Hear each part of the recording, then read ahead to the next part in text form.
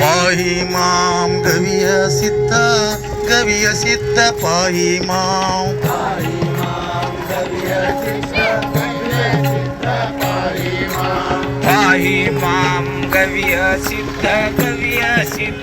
ಗವಿಸಿದ್ದೇಶ್ವರ ಮಠದ ಶಿವಶಾಂತವೀರ ಸ್ವಾಮೀಜಿಗಳ ಪುಣ್ಯ ಸ್ಮರಣೋತ್ಸವ ಹಿನ್ನೆಲೆಯಲ್ಲಿ ಕೊಪ್ಪಳದಲ್ಲಿ ಬೃಹತ್ ಸದ್ಭಾವನಾ ಯಾತ್ರೆ ನಡೆಯಿತು.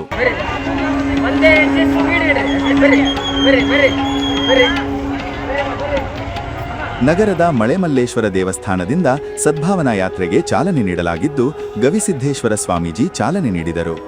ಈ ಯಾತ್ರೆಯಲ್ಲಿ ಹಲವು ಮಠಾಧೀಶರು ಭಾಗವಹಿಸಿದ್ದು, ಸಾವಿರಾರು ಭಕ್ತರು ಮತ್ತು ವಿದ್ಯಾರ್ಥಿಗಳು ಪಾಲ್ಗೊಂಡರು.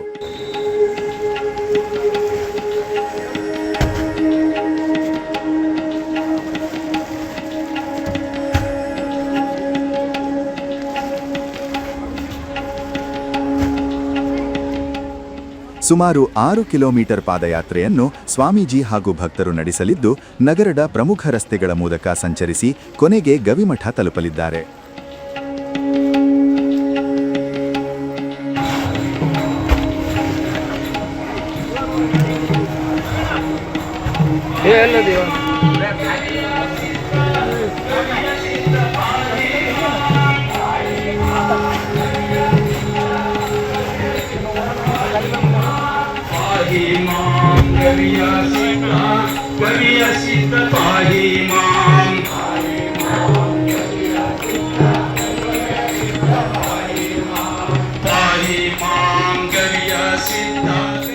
ಯಾತ್ರೆ ಭಕ್ತಿಭಾವ ಹಾಗೂ ಸದ್ಭಾವನೆಯ ಸಂದೇಶ ಸಾರುವ ಉದ್ದೇಶದಿಂದ ಆಯೋಜಿಸಲಾಗಿದೆ.